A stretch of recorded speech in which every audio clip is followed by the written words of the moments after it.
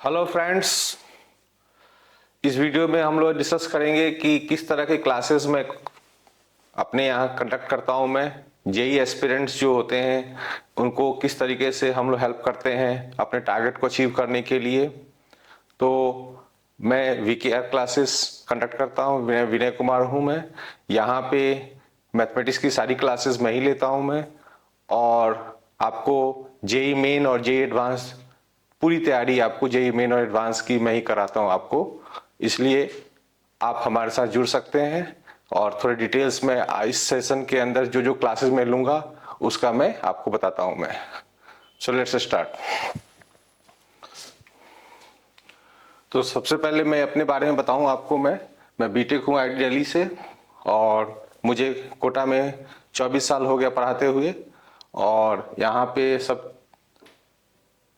अच्छे अच्छे बच्चे हमारे यहाँ जुड़े हैं, और इतने सालों में हमने बहुत अच्छे अच्छे रैंक्स निकाला है। हमने टॉप रैंक्स हमने 10, 12, 24, 44 वगैरह दिया है हमने।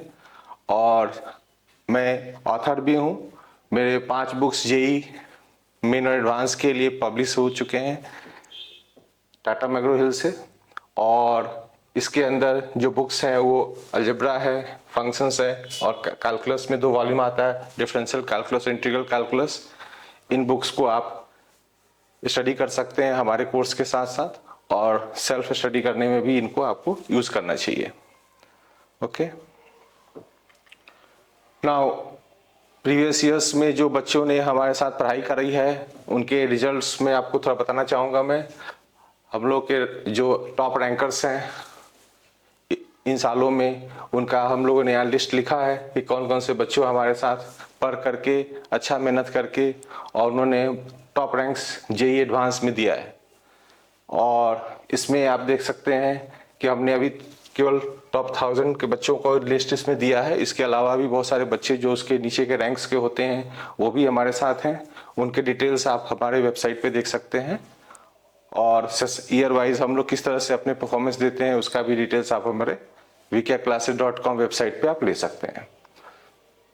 नाउ इनमें से कई बच्चे हमारे साथ अभी भी जुड़े हुए हैं। वो अपने अपने डिफरेंट करियर में काम कर रहे हैं, और बीच बीच में हम लोग से कांटेक्ट करते हैं, और अच्छा लगता है उनसे बातचीत करने में। I wish them all the best in their life and career.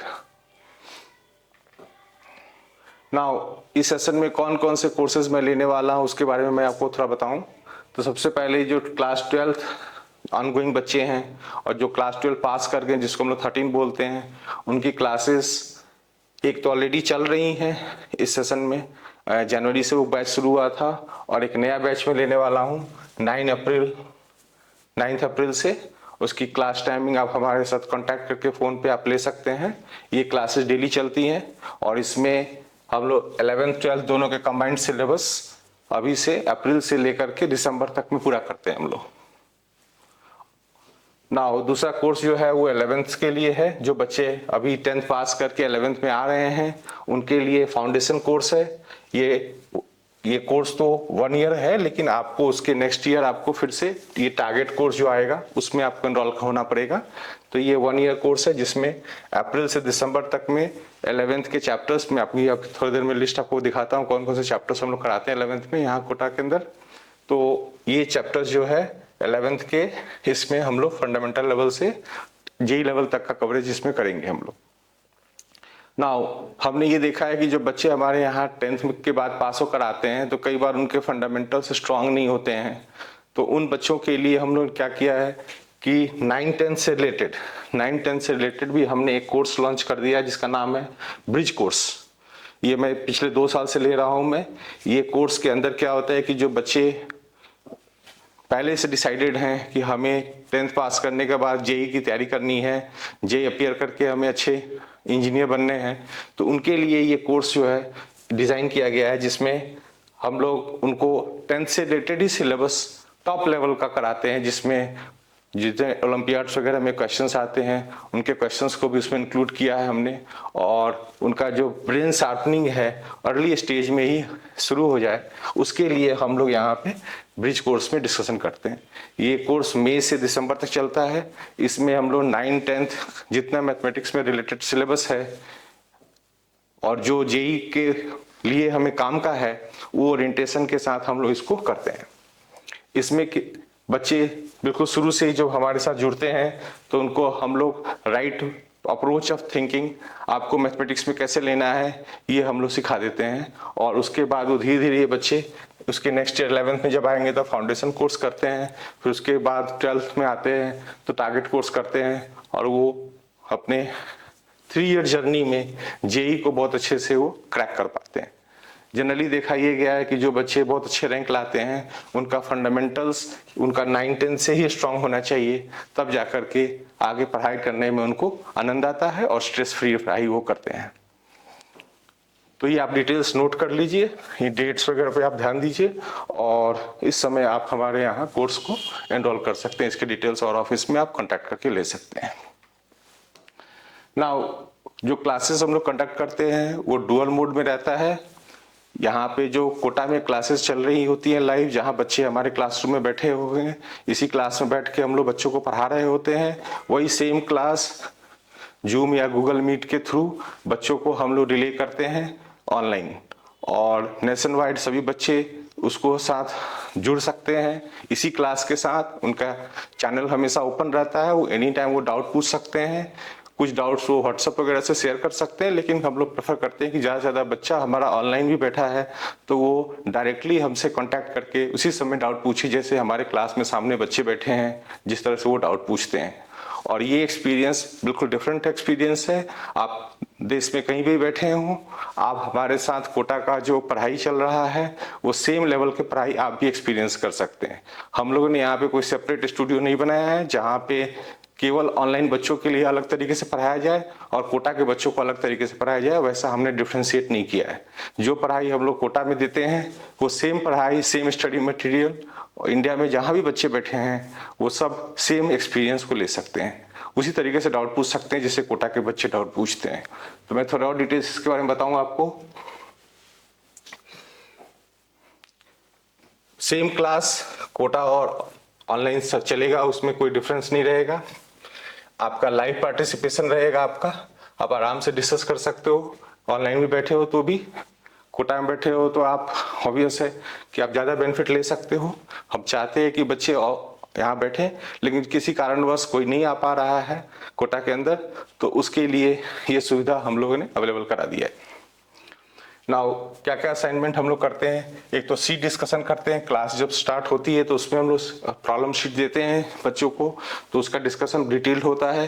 ये ऑनलाइन में जनरली देखा गया है कि बच्चे सीट डिस्कशन नहीं करते हैं, वो एक तरीके से लेक्चर सुनते रहते हैं और अपना पेन पेपर पे काम नहीं करते। वो तो पेन पेपर के साथ काम नहीं करेंगे तो नेचुरल है कि उनका सॉल्विंग स्किल नहीं बढ़ेगा, और जब वो सॉल्व नहीं करेंगे तो एग्जाम के समय सारे पोल खुल जाएंगे आपके कि आपने इतने दिन लेक्चर केवल सुना और वर्क आपको खुद करने का कोई एक्सपीरियंस नहीं है, तो आप उस समय ट्रैप में आ जाएंगे। तो उसके लिए हम लोग रेगुलर हैबिट में चाहते हैं कि बच्चे क्वेश्चन सॉल्व करें। उसके लिए हम लोग प्रॉब्लम शीट देते हैं आपको, और उस प्रॉब्लम शीट के साथ आप हर दिन बेसिस पे आप वर्क करेंगे और वो क्वेश्चंस हम लोग क्लास में रेगुलरली डिस्कस करेंगे। नाउ हम लोग के पास एक होमवर्क चेकिंग का भी सिस्टम है। जैसे क्लास में जैसे बच्चे आते हैं तो इनको तो यहीं पे कॉपियां मंगा करके हम लोग उनको चैप्टर खत्म होने के बाद उनका असाइनमेंट चेक कर लेते हैं। जनरली ये होमवर्क चेकिंग का काम कहीं नहीं होता है, वो लोग सब बच्चों के ऊपर ही छोड़ देते हैं, पेरेंट्स के ऊपर छोड़ देते हैं कि आप अपने लेवल पे देख लीजिए बच्चा आपका कितना होमवर्क कर रहा है। लेकिन यहाँ हमें वो रिस्पॉन्सिबिलिटी लेता हूँ कि बच्चा जब क्लास कर रहा है तो उसको होमवर्क भी करना चाहिए। बिना होमवर्क किए हुए आप जेई के अंदर रैंक नहीं ला सकते। अच्छा, ये बात आपको बहुत क्लियर होना चाहिए। तो इसलिए होमवर्क पे हम लोग काफी ध्यान देते हैं और रेगुलर टेस्ट भी कंडक्ट करते हैं। मतलब हर थर्ड संडे को हम लोग टेस्ट लेते हैं, जिसमें जेई मेन का एक पर टेस्ट होगा एक संडे को मान लीजिए, तो उसके नेक्स्ट तीसरे संडे को जेई एडवांस का टेस्ट होगा। तो जेई मेन और एडवांस का टेस्ट ऑल्टरनेटली होते रहता है। 1 आवर का लेते हैं शुरू में, बाद में जैसे कि जब जेई एडवांस नजदीक आ जाएगा तो उस समय आपको 1 आवर प्लस 1 आवर 2 घंटे का पेपर हम लोग उसके बाद जेई एडवांस का लेते हैं। नाउ जनरली देखा ये गया है कि जो पेरेंट्स हैं उनका पार्टिसिपेशन बहुत कम रहता है ऑनलाइन एक्टिविटी में। जो बच्चे कोटा में आते हैं उनके पेरेंट्स तो खैर हम लोगों से काफ़ी डिस्कस करते हैं टाइम टू टाइम उनके परफॉर्मेंस के बारे में, लेकिन ऑनलाइन में जो बच्चे बैठे हैं उनके पेरेंट्स को कोई आइडिया नहीं रहता है कि बच्चा क्या कर रहा है सिस्टम के साथ बैठ करके, उसकी पढ़ाई पे क्या उसका परफॉर्मेंस आ रहा है, अगर वो पढ़ाई ठीक से नहीं कर रहा है तो उसके लिए क्या करें। तो ये हम लोगों ने यहाँ ऑफर किया है कि पेरेंट्स आराम से हमारे साथ डिस्कशन कर सकते हैं, ऑन कॉल फ़ोन कर सकते हैं, और हमारा फ़ोन नंबर आपको मिल जाएगा at the end of the lecture. आपको फ़ोन नंबर मैं दे दूंगा आपको। तो उसमें क्या होगा कि आप अपने बच्चों के बारे में, उसके बिहेवियर है, उसके हैबिट्स, उसकी पढ़ाई के बारे में, हमारे सब्जेक्ट मैथमेटिक्स में वो प्रॉपर टाइम दे रहा है नहीं दे रहा है, किस तरीके से उसको मोटिवेट करना है, उसके लिए पेरेंट्स हमारे साथ रेगुलर कांटेक्ट कर सकते हैं। स्टडी मटेरियल हम लोग प्रिंटेड फॉर्म में और पीडीएफ दोनों ही फॉर्म में अवेलेबल कराते हैं। बच्चे जो कोटा में बैठे हैं वो तो ऑब्वियस है प्रिंटेड फॉर्म में ले जाते हैं, लेकिन जो बच्चे बाहर बैठे हैं वो अगर टाइम टू टाइम उनको पीडीएफ मिल जाए तो अपने एंड पे वो प्रिंट कर लेते हैं, और अगर चाहते हैं तो वो कोटा से भी बुकलेट्स को दिया जा सकता है, उनको डिलीवर किया जा सकता है इफ दे विश। बट ये चीजें आपको दोनों फॉर्म में अवेलेबल रहती हैं, तो आप इजीली आप वो मटेरियल आप एक्सेस कर सकते हो ना। जो प्रॉब्लम शीट हमने दिया है बच्चों को वो ग्रेड करके दिया है, उसको धीरे धीरे उसका लेवल ऊपर की तरफ बढ़ाया है हमने, और डे वाइज सेपरेट कर दिया है ताकि आप बिल्कुल चैप्टर के शुरू में कुछ क्वेश्चंस करें इजियर लेवल के, फिर मीडियम लेवल के, फिर टफ लेवल के, फिर उसके एंड में हम लोग 45 इयर्स, और ये तो खैर फॉरएवर बढ़ते रहता है, आगे चल के और भी ईयर्स ऐड होंगे, तो ये 45 इयर्स के जेई मेन और जेई एडवांस के क्वेश्चंस हम लोगों ने उसमें कवर किया है। और जेई मेन के क्वेश्चंस तो खैर बहुत ज़्यादा क्वांटिटी में अवेलेबल हो गए हैं आज के डेट में, तो उसमें हमने फिल्टर करके जो टॉप क्वालिटी क्वेश्चंस हैं उसको हमने उसमें रखा है। बट हमने स्कैन करके 45 इयर्स के क्वेश्चंस जो बेस्ट हैं वो उसके अंदर हमने इकट्ठा किया है, और जेई एडवांस के तो सारे ही क्वेश्चंस उसमें हमने डिस्कशन में लिया हुआ है।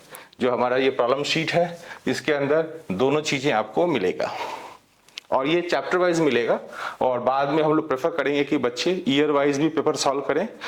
वो हम लोग गाइड करते हैं कि आपका जब सिलेबस एंड होने लगे तो आप एक पूरा ईयर का एक पेपर लेकर के आप सॉल्व करें ताकि आपको एक्चुअल एक्सपीरियंस हो एग्जाम का। इसके अलावा हम लोग क्वेश्चन बैंक प्रोवाइड करते हैं जिसमें collection of chapters, 2-3 chapters, 4 chapter का इकट्ठे क्वेश्चन का कलेक्शन टॉप क्वालिटी का वो देते हैं, जिससे बच्चों का रिवीजन हो सके, क्योंकि एक बार जब चैप्टर निकल जाता है 3-4 महीने 5 महीने तो हो सकता है बच्चा उसको भूलने लग जाए, या उसके ऊपर वो और अच्छा करने के लिए अच्छे क्वेश्चन ढूंढ रहा है, तो वो क्वेश्चंस इसमें क्वेश्चन बैंक में उनको हम लोग अवेलेबल कराते हैं। एडवांस असेसमेंट्स भी देते हैं हमें अंत में कि भाई आप जैसे चैप्टर्स कंप्लीट कर लिया, आपने सब कुछ रिवाइज कर लिया, अब आप उसको एग्जाम के नज़दीक आ गए हो तो आपको कुछ टॉप क्वालिटी बिल्कुल डिफरेंट जो क्वेश्चंस इनमें अवेलेबल हैं हमारे शीट में, और ये क्वेश्चन बैंक में इनसे अलग जहाँ पे आपका थिंकिंग स्किल्स लगता हो वहाँ उस तरह के क्वेश्चंस हम लोगों ने डाला है। ये असेसमेंट भी बच्चों को प्रोवाइड करते हैं। होम टेस्ट भी लेते हैं हम लोग, बाद में बच्चों को दे देते हैं कि भाई आप घर पे भी अपना टाइमिंग चेक करिए, क्योंकि मेनली मैथमेटिक्स में क्या प्रॉब्लम रहती है कि बच्चों को बहुत टाइम का शॉर्टेज पड़ता है एग्जाम के अंदर, तो उनको टाइम बाउंड प्रैक्टिस की बहुत जरूरत पड़ती है। इसलिए घर पे वो जो भी एक्टिविटी कर रहे हैं पढ़ाई लिखाई मैथमेटिक्स में, उसमें टाइमिंग को बहुत ज़्यादा वॉच करना पड़ता है। इसलिए अब लोग उसके लिए होम टेस्ट प्रोवाइड करते हैं ताकि वो अपना टाइमिंग को इम्प्रूव कर सकें कि हम क्वेश्चन को कितने कम टाइम में हम लोग निकाल सकते हैं, वो एक्सपीरियंस आपको डेवलप करने के लिए। तो ये सब चीज़ें हैं, ये सब मटेरियल हम लोग अपने लेक्चर्स के साथ प्रोवाइड करेंगे। ना क्या सिलेबस कवर होता है ये आपका लिस्ट यहाँ पे आ गया है, आप देख सकते हैं। 11th में हम लोग 13 चैप्टर्स कवर करते हैं, जिसमें कुछ चैप्टर्स ट्रिग्नोमेट्री और अलजेब्रा और कोऑर्डिनेट ज्योमेट्री, ये 3 कंपोनेंट इसके अंदर आता है। कोऑर्डिनेट ज्योमेट्री और ट्रिग्नोमेट्री तो खैर पूरा ही कवर हो जाता है, लेकिन अलजेब्रा के कुछ चैप्टर्स यहाँ पे कवर होता है 11th में और कुछ 12th में कवर होते हैं। तो ये जो वेटेज है जेई एडवांस के अंदर वो करीब करीब 35% वेटेज इस सिलेबस का है। और जो क्लासेस हम लोग 11th का फाउंडेशन कोर्स लेते हैं उसमें ये क्लासेस ऑल्टरनेट डेज में होती है, मंडे वेडनेसडे फ्राइडे या ट्यूसडे सैटरडे, जैसा कि शेड्यूल बैठता है उसके हिसाब से ऑल्टरनेट डेज में बच्चे आते हैं और उनका काम वो करते हैं। और 10th के बाद जब आते हैं तो उनको हम बहुत ज़्यादा लोड नहीं दे सकते क्योंकि उस समय वो बच्चे विचलित हो जाते हैं, तो इसलिए उनका सिलेबस जो है थोड़ा कम है, आप देखोगे इधर थोड़ा ज़्यादा है।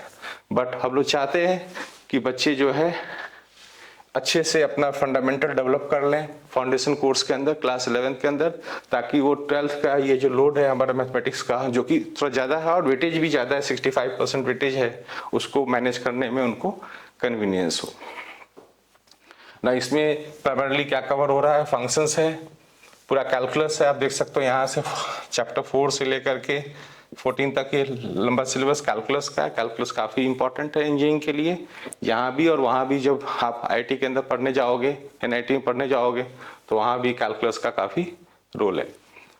उसके बाद अलजेब्रा के कुछ इंपॉर्टेंट चैप्टर्स हैं, ये चैप्टर्स काफ़ी वेटेज रखते हैं, matrices, vectors, 3D geometry, complex numbers, probability, statistics, ये सब चैप्टर्स जो हैं थोड़े अलजेब्रा के और हैं जो इसके अलावा हम लोगों को कवर करना होता है। तो ओवरऑल आप देखें इसमें 35% वेटेज है और क्लास 12th में 65% वेटेज है जे एडवांस के अंदर। मेंस में थोड़ा 40-60 आप बोल सकते हो इस तरीके से। लेकिन आप ये समझो कि ये वेटेज तो कम है, बट इसमें जितनी चीजें हैं उनके लिए 11th का एप्लीकेशन बहुत जरूरी पड़ जाता है हर जगह पे। आप जैसे प्रोबेबिलिटी पढ़ रहे हैं तो आपको पीएनसी की जरूरत है, तो पीएनसी परम्यूटेशन कॉम्बिनेशन आपको 11th में सीखना है, बाइनोमियल थ्योरम सीखना है, कॉम्प्लेक्स नंबर्स वगैरह और जगह भी अप्लाई करने के लिए। तो वो चीजें जो भी यहाँ पे होती है इसमें एप्लीकेशन ज्यादा होता है, 11th के बिना उनका काम नहीं होगा।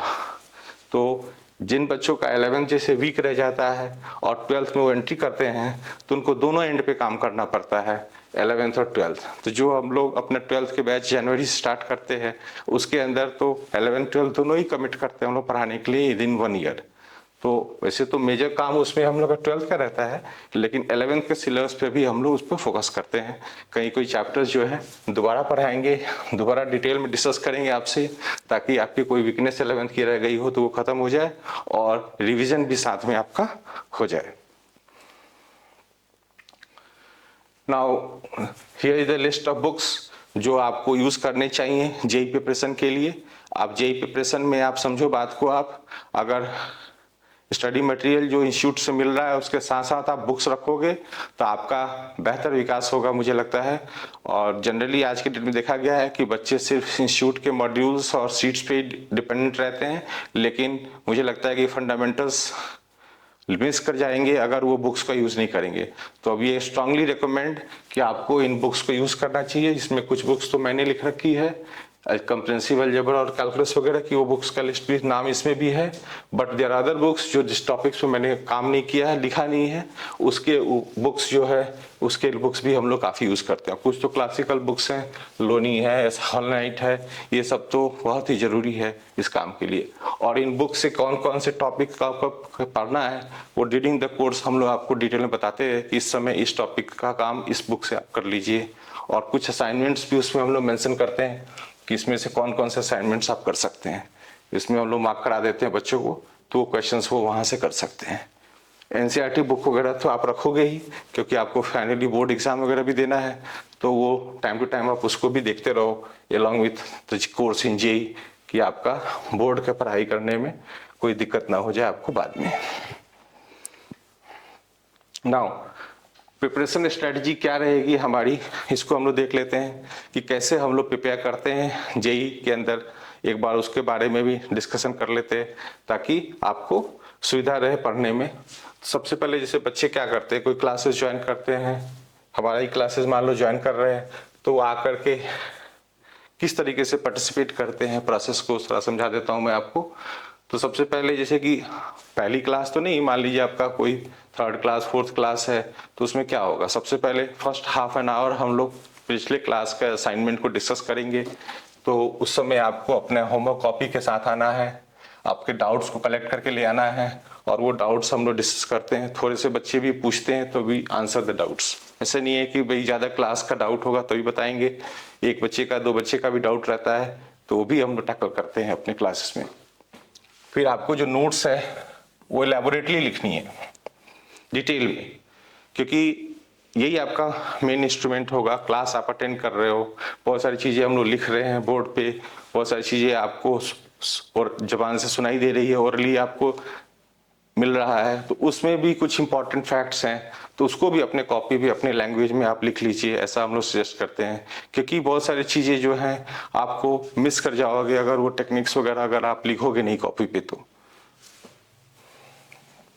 क्लास में जो इलस्ट्रेशंस हम लोग लेते हैं, जो एग्जाम्पल्स हम लोग कराते हैं बच्चों को अपनी बात को इलस्ट्रेट करने के लिए, वो एग्जाम्पल्स भी आपको अच्छे से क्लास में अटेम्प्ट करना चाहिए before we solve it completely.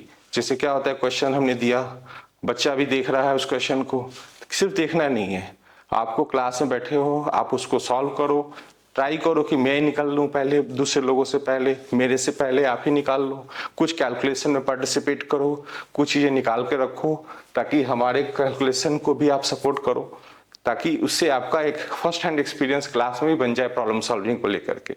आप होमवर्क तो करोगे ही करोगे, बट क्लास में ही बैठे हो तो इसका मतलब ये नहीं है कि आप सारी बातें केवल यहाँ से जेरोक्स करने के लिए बैठे हो कि मैं लिख रहा हूँ वही चीज आप भी लिख रहे हो और आपका क्लास हो गया है। क्लास का मतलब ये नहीं है, यहाँ पे आप पार्टिसिपेट करोगे तो आपको घर में हाथ चलाने में आसानी होगी मेरे हिसाब से।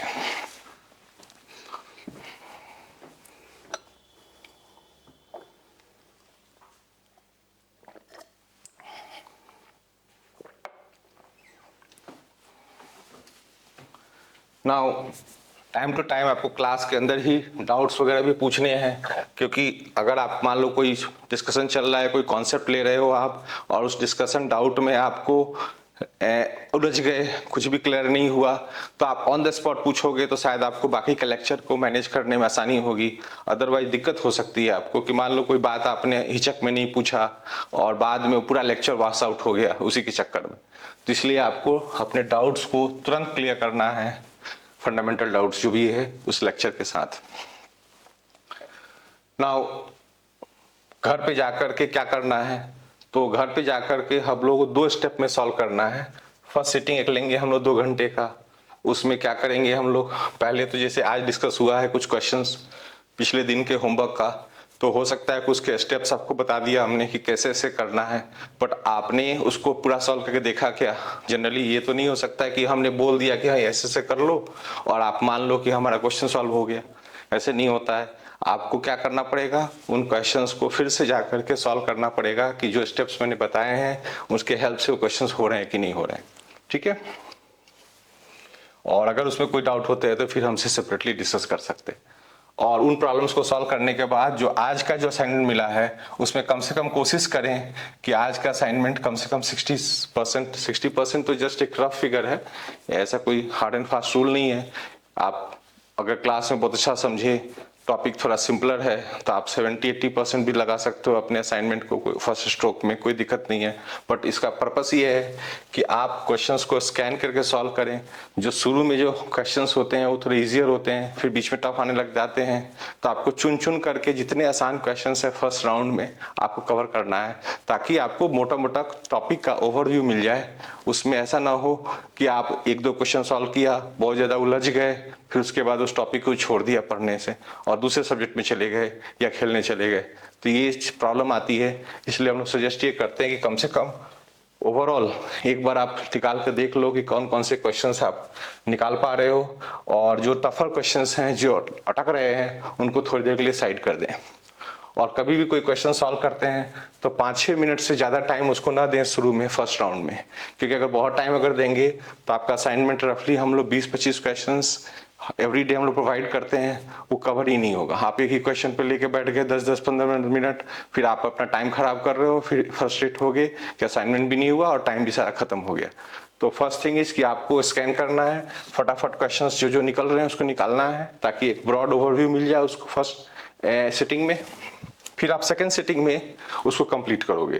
तो सेकेंड सिटिंग भी अच्छा टाइम हमने दिया है कि करीब करीब 2 घंटा आपको फर्स्ट सिटिंग में देना है, फिर ब्रेक लेके आप दूसरे सब्जेक्ट कुछ पढ़ो और फिर उसके बाद वापस 2 से 2 घंटे का फिर से पढ़ाई शुरू करो, ताकि उसमें आपको टॉपिक के अंदर एक साथ 4 घंटा पढ़ोगे तो बोर हो जाओगे, तो थोड़ा दूसरे टॉपिक लेकर के, दूसरी सब्जेक्ट लेकर के पढ़ करके फिर वापस आना है इसी सब्जेक्ट के ऊपर। ना उसमें क्या करना है, study the topic taught in class from the suggested book. तो आप जो बुक्स हम लोग सजेस्ट कर रहे हैं, जो बुक हमने अभी बताया था थोड़ी देर पहले, उनसे कुछ आर्टिकल्स निकाल करके कुछ टॉपिक पढ़ोगे तो कुछ फंडामेंटल्स क्लियर होंगे, इवन एनसीईआरटी भी देखोगे तो कुछ फंडामेंटल्स क्लियर होंगे, और फिर एंड में आपको कुछ उसमें और एडवांस कॉन्सेप्ट भी मिल सकते हैं बुक के अंदर। तो वो चीजें भी आप उसके साथ, बुक के साथ पढ़ाई करोगे तो आपको मिलेगा। फिर उसके बाद जो क्वेश्चंस यहाँ आपने छोड़ रखे हैं उसका सेकंड अटेम्प्ट आप यहाँ पे दोगे, जो लेफ्ट ओवर क्वेश्चंस थे उनके ऊपर, ताकि उसमें से भी हम कुछ निकाल सकें। जो भी नॉलेज आपका थोड़ा बुक्स वगैरह से मिला, नोट्स वगैरह आपने देखा, उसके बाद वापस अटेम्प्ट किया, तो हो सकता है कि उसमें से ये 40% में से आधे क्वेश्चंस और निकल आए।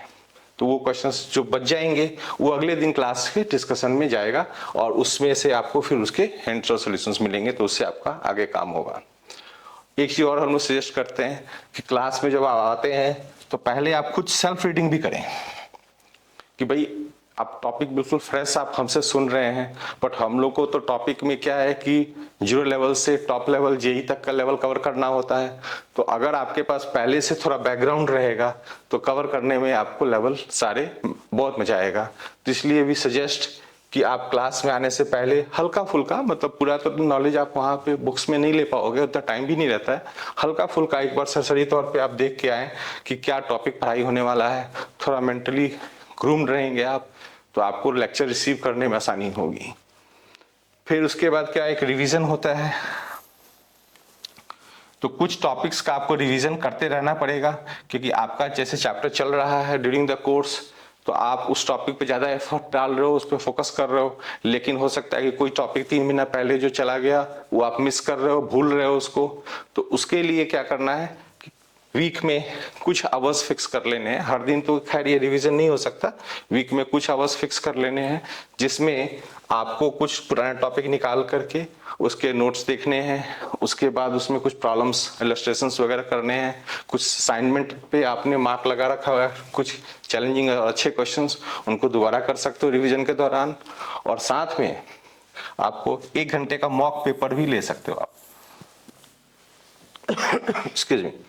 तो 1 घंटे का मॉक पेपर कैसे लेना है, जैसे आपने कोई टॉपिक लिया, उसके अंदर आपको कॉन्फिडेंस है कि नहीं है, उस टॉपिक को अपने जेई लेवल तक पहुंचाया कि नहीं पहुंचाया, उसको देखना है। तो आप उसी टॉपिक से रिलेटेड 20 क्वेश्चंस ले लीजिए 1 घंटे में, 25 वैसे तो 25 आता है एग्जाम में, लेकिन 20 ले लीजिए, 25 ले लीजिए। उन क्वेश्चंस को आप 1 घंटे फटाफट ट्राई करिए। तो उससे दोनों चीजें होंगी, एक तो आपका रिवीजन भी होगा, और दूसरा कि आपका ये पता चल जाएगा कि आपका स्पीड कैसा है। या स्पीड का भी आपको एस्टिमेट टाइम टू टाइम लेना पड़ेगा। और ये मॉक टेस्ट हर दिन तो नहीं लेना है, ये आपको वीक में 1 बार या 2 बार अकॉर्डिंग टू योर टाइमिंग जो आपका अवेलेबल है उसके हिसाब से आप मॉक पेपर लेना है। इनिशियली जब चैप्टर चल रहा होगा तो आपको चैप्टर वाइज लेना है, बाद में जब सिलेबस इकट्ठा होने लग जाएगा, कंप्लीट हो जाएगा, तब उसके बाद क्या करना है कि उसमें चैप्टर्स को मिक्स करना है, कि 2 चैप्टर 3 चैप्टर के क्वेश्चंस हमने ले लिए, और एक बंच ऑफ क्वेश्चंस हमने पीवाईक्यूज अपने लिए एक टेस्ट पेपर बना लिया खुद ही, और अदरवाइज आप हम लोगों से ले सकते हो। तो उसके हिसाब से आपको एक टेस्ट वहां भी देते रहना है। तो टेस्ट आप बार बार दोगे तो आप एग्जाम के लिए रेडी होते रहोगे। अगर आप टेस्ट कतराओगे तो नेचुरल है कि आपका नॉलेज कभी भी एग्जाम में रैंक लाने में मदद नहीं करेगा। आपको ये बात ध्यान देना है, every time you have to put it under test. आप क्लास में बैठे हो तो भी इलस्ट्रेशन आप सॉल्व कर रहे हो, घर में बैठे हो तो प्रॉब्लम सॉल्व कर रहे हो, प्रॉब्लम सॉल्विंग कंप्लीट हो गया होमवर्क, तो आप टेस्टिंग के प्रोसेस में जाओ ताकि आप एग्जाम के लिए रेडी हो सको। और ये पूरा साइकिल चलते रहता है, क्लास किया, फिर असाइनमेंट किया, असाइनमेंट के बाद फिर अपने रिवीजन और टेस्ट लिए, फिर वापस नेक्स्ट क्लास किया, तो this cycle goes in and on. और ये आपको 2 साल तक करनी है फाउंडेशन के बच्चों के लिए, और जो बच्चे 12th में हैं उनको 1 साल तक करनी है, और इसके थ्रू वो अपने आप को डेवलप करके जेईई का एग्जाम क्रैक कर सकते हैं। Now we wish you best of luck for your journey towards top rank in JEE. और उसके लिए कुछ थोड़े पॉइंट्स आपको और समझा दूं मैं। सबसे पहले तो आपको एक्सपीरियंस सब्जेक्ट टीचर से पढ़ाई करनी है। अब जब तक आप सब्जेक्ट एक्सपर्ट को काम पे नहीं लगाओगे तब तक आप समझो बात को, आपको लर्निंग नहीं मिलेगी, आप लर्निंग आधा अधूरा मिलेगा और आप सब्जेक्ट को अच्छे लेवल पर डेवलप नहीं कर पाओगे और परेशान रहोगे। तो एक तो ये है, और सिर्फ उससे लर्निंग नहीं लेना है, उससे मेंटरशिप और गाइडेंस भी लेनी है आपको, कि भाई वो हमें प्रॉपरली आपसे बीच बीच में आपसे उससे डिस्कस करें कि सर इस लेवल पे मैं फंसा हुआ हूँ, मैं ये कर रहा हूँ, मैं वो कर रहा हूँ, ये करूँ या नहीं करूँ। आप जनरल चीज़ें भी उनसे डिस्कस करें। तो एक्सपीरियंस टीचर कभी भी आपके प्रॉब्लम को समझ पाएगा, क्योंकि उसने कई स्टूडेंट्स इतने सालों में देखे हैं, तो उसके हिसाब से आपको सही गाइडेंस, आपको सही रास्ता आपको बता सकता है। Now classify your doubts regularly. इसका मतलब क्या हुआ कि डाउट्स कई तरह के होते हैं। कुछ होते हैं जो आपको कॉन्सेप्ट बिल्डिंग में मदद करते हैं, कुछ प्रॉब्लम्स होते हैं मीडियम लेवल के, कुछ टफ लेवल के होते हैं। तो इसकी क्लासिफिकेशन हुई है कि कौन से प्रॉब्लम मुझे आज ही डिस्कस करके सर से क्लियर करना है, कैसे भी क्लियर करना है, क्योंकि उसके बिना हम उस चैप्टर में आगे नहीं बढ़ सकते। तो वो डाउट सबसे टॉप प्रायोरिटी पे रहती है। कोई बहुत टफ क्वेश्चन है, उसका सोल्यूशन है नहीं है, वो इशू नहीं है, वो बाद में भी डिस्कस किया जा सकता है, लेकिन आपको डाउट्स को सेपरेट करने आना चाहिए कि कौन से डाउट अभी पूछने हैं, कौन से डाउट में फिर से अटेम्प्ट करके उस क्वेश्चन को फिर पूछ सकता हूं मैं। तो ये क्लासिफिकेशन बहुत जरूरी है ना। और आप अपने डाउट्स को अपने टीचर से ही पूछें, मतलब अगर सपोज को हमसे पढ़ रहे हैं तो हमसे पूछें, रादर देन कि आप ऑनलाइन सर्च करें। जनरली क्या होता है कि जब आप ऑनलाइन सर्चिंग में चले जाते हो कि चलो ये क्वेश्चन का सोल्यूशन हम देख लेते हैं, मुझे शर्म आ रही है टीचर से पूछने में, तो उसमें आपका टाइम खराब होता है। कोई बात जस्ट 5 सेकंड का था, आपने पूछ लिया, बात हो गई कंप्लीट, समझ में आ गया, उसी के लिए आप 10 मिनट 15 मिनट ऑनलाइन देखोगे और हो सकता है कि आपका टेंशन डाइवर्ट हो। तो उस चीज़ों से बचने के लिए बेस्ट है कि चाहे कैसा भी डाउट हो, अपने रिस्पेक्टिव टीचर से आप पूछिए।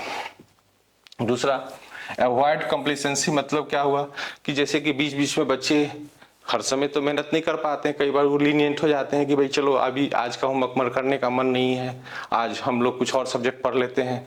तो उससे क्या होगा कि वो बैकलॉग जनरेट करता है। और अपनी पढ़ाई में हमने देखा है कि जिन बच्चों के बैकलॉग्स आ जाते हैं उनको वो इसलिए कवर नहीं कर पाते हैं क्योंकि आगे के चैप्टर्स भी आ रहे हैं, सबके असाइनमेंट आ रहे हैं, किसी दिन भी हम असाइनमेंट ऐसा तो है नहीं कि नहीं देंगे आपको। तो कोई चीज आपने पहले छोड़ दिया तो वो आप कैसे कवर करोगे आगे। संडे वगैरह को एक मौका मिलता है, उसमें भी टेस्ट आते हैं, तो it's not easy to clear backlog. तो कोशिश ये करें कि बिल्कुल टाइम के साथ स्टिक करें, जिस दिन जो असाइनमेंट मिला है उसको कवर करें।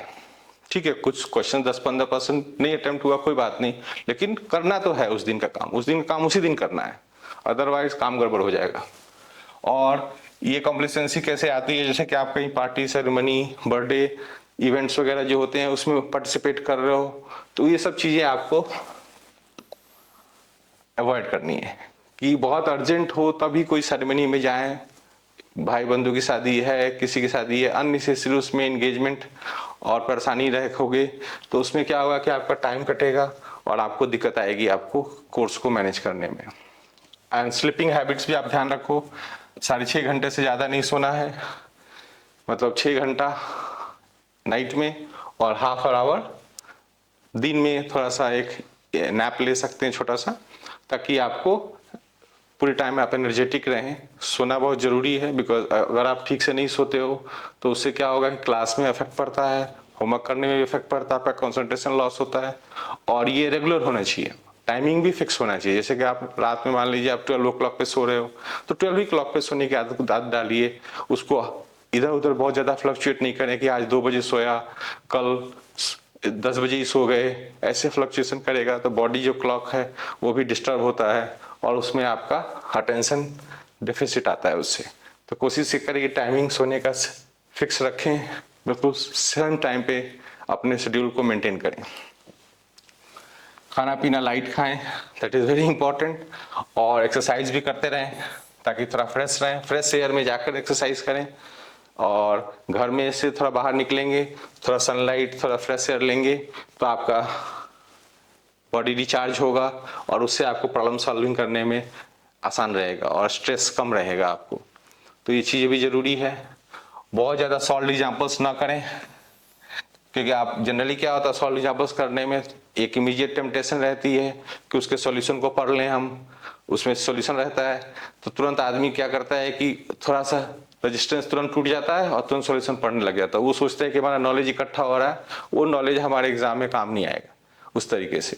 आपको जब तक अपने हैंड से पेन पेपर पे आप क्वेश्चन सॉल्व नहीं करेंगे तब तक आपको ये समझो कि वो क्वेश्चंस के आसपास का भी कोई क्वेश्चन आएगा तो हम कर पाएंगे, दैट इज नॉट पॉसिबल।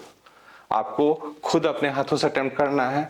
उन क्वेश्चंस को भी अगर आप करते भी हो तो अटेम्प्ट देम फर्स्ट और then you look at the solution. Solve examples को भी आप पेपर से कवर करके क्वेश्चन अटेम्प्ट करें पहले और फिर उसके बाद उसको देख सकते हैं आप।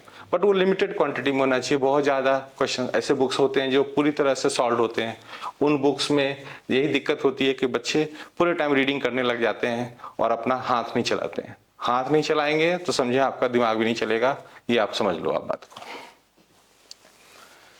बोर्ड एग्जाम्स के लिए बच्चे चिंतित करते रहते हैं कई बार, तो ये बात अब समझो कि जब आपकी जेईई की तैयारी हो जाएगी तो बोर्ड को देना रिलेटिवली आसान होगा, क्योंकि चैप्टर्स तो करीब करीब वही कवर हुए हैं, थोड़े बहुत एक दो चैप्टर्स इधर हो सकते हैं, लेकिन आपका जो राइटिंग स्किल है वो आपको चेक करना पड़ेगा।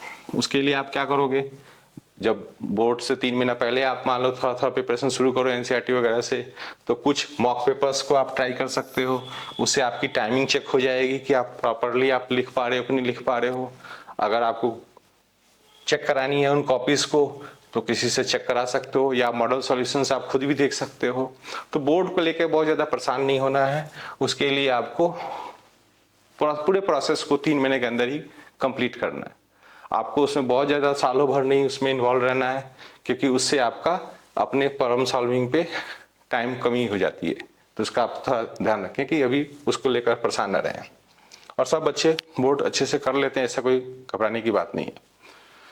जो बच्चे स्कूल अटेंड करते हैं उनको बहुत ज़्यादा टाइम की शॉर्टेज रहती है, क्योंकि वहाँ पे स्कूल में दूसरे सब्जेक्ट्स भी चल रहे होते हैं और वो प्रोसेस एनसीईआरटी के लेवल पे स्कूल्स में चलते हैं। वो सीबीएसई की पढ़ाई चल रही होती है, उससे जेईई को फंडामेंटल मिल सकता है, लेकिन बहुत ज़्यादा कोई एडवांस लेवल में फ़ायदा नहीं होने वाला है। तो उसमें अपने काम को कम करें, मतलब आपको उसमें टाइम कम देना है किसी भी तरीके से। स्कूल वर्क में आपको फटाफट उसको निपटा देना है। इवन स्कूल में कुछ आपको ऐसे पीरियड्स मिलते हैं जहाँ पे आप कुछ सॉल्व कर सकते हो प्रॉब्लम्स, तो आप अपने घर से असाइनमेंट लेके जाइए जो हम लोग देते हैं, ये दूसरे सब्जेक्ट में मिलते हैं। उन असाइनमेंट्स को भी आप टाइम टू टाइम वहाँ पे भी कर सकते हैं। बट कोशिश करें कि स्कूल रेगुलर ना जाए, मतलब कुछ क्लासेस आप वहाँ पे कुछ डेज आप उसमें अवॉइड कर सकते हैं, अगर अर्जेंट हो तभी जाए। नाउ नेट पे जो एजुकेशनल कंटेंट है वो बहुत ज़्यादा आ गया है, खास करके कोरोना के बाद से नेट पे बम्बार्डिंग हुई है, सब लोग उसमें कंटेंट डाल रखा है। और उसके बाद क्या होता है कि बच्चे उसमें गुम हो जाते हैं, क्योंकि उसमें फिल्टर लगाना पड़ता है कि कौन सी चीज़ जी लेवल का है, कौन सी बीसी लेवल का है, कौन वैसे ही टाइम पास हो रहा है, किसी में हंसी मजाक चल रहा है। तो आप ऐसे चीज़ों को फिल्टर नहीं कर पाओगे, क्योंकि इतना ज़्यादा आपके अंदर मेच्योरिटी नहीं है। आपका टाइम निकल जाएगा, फिर आप देखते रह जाओगे आप। तो इसलिए बेटर है कि आप अपने टीचर से, जो इंस्टीट्यूट में पढ़ रहे हो उनसे आप कंटेंट लेकर के पढ़ाई करें। नेट पे आप बहुत कम एक्टिव रहें। फेसबुक, सोशल मीडिया वगैरह पे भी आपको ज़्यादा एक्टिव नहीं रहना है। व्हाट्सएप ग्रुप और इस सब की बार बार आप नोटिफिकेशन देख रहे हो, उसका नोटिफिकेशन ऑफ रखो, ताकि अननेसेसरी पढ़ाई के दौरान डिस्टर्बेंस ना हो। और बहुत बड़ा अपने को फ्रेंड सर्कल नहीं बनाना है, जिसमें आपको फ्रेंड्स के अंदर जैसे बच्चे कहते हैं कि ग्रुप डिस्कशन कर रहे हैं, ये कर रहे हैं, वो कर रहे हैं, उससे आपका ग्रोथ बहुत कम होगा, आपका टाइम खराब होगा और डेवलपमेंट कम होगा। आपको लगेगा कि मैं इंगेज हूँ, बट उस इंगेजमेंट से कोई खास आउटपुट नहीं मिल रहा। आपको रेस लगानी है, काम को जल्दी कंप्लीट करना है, आपको स्पीड बढ़ानी है, कॉन्सेप्ट क्लियर करने हैं, प्रॉब्लम सॉल्विंग करनी है। प्रॉब्लम सॉल्विंग का कोई एंड नहीं है, आप कितने भी लेवल के प्रॉब्लम्स आप करके बैठो फिर भी कोई नया ट्रिकी प्रॉब्लम आ सकता है आपके सामने। तो आपको कंटिन्यूसली अपने टीचर या इंस्टीट्यूट से क्वेश्चन मटेरियल ले करके आपको सॉल्व करना है। अननेसेसरी आपको नेट पे बैठ करके आपको सर्च करने में और क्वेश्चन ढूंढने की जरूरत नहीं है। वो सब काम आप एक्सपर्ट को दीजिए, वो सब काम आप खुद मत करिए, है ना। तो you have to do a very intelligent planning. I hope कि आपको हमारे कोर्सेज के बारे में पता चला होगा इस लेक्चर के थ्रू, और आगे चल के आप हमारे साथ जुड़ करके अपने जेईई के अंदर अच्छे रैंक निकालने का आप उपाय कर सकते हैं। तो हमारा कॉन्टैक्ट नंबर आप ले सकते हैं और बाकी डिटेल्स आप vkclasses.com पे भी आप देख सकते हैं। Thank you.